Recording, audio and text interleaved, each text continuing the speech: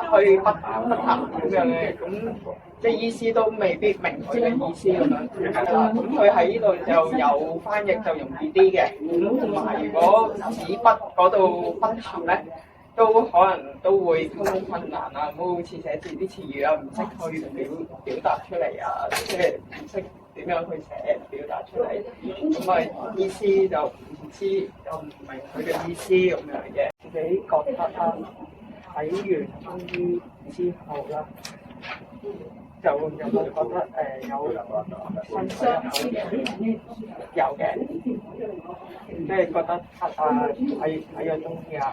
有人介紹之後咧，就第二日就覺得好快嘅，會康復得快啲，好似流鼻水啊、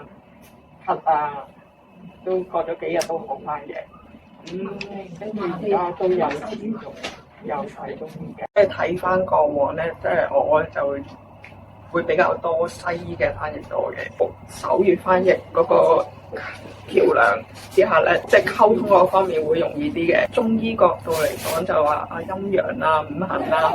可能佢都唔知咩嚟嘅，血虛啊，咁點樣咩叫血虛，咁都未必知啊。血虛咁即係咪即係唔夠血啦？定係咩咧？咁要解釋好多嘢嘅，要灌輸一啲知識俾佢哋，會比較好嘅。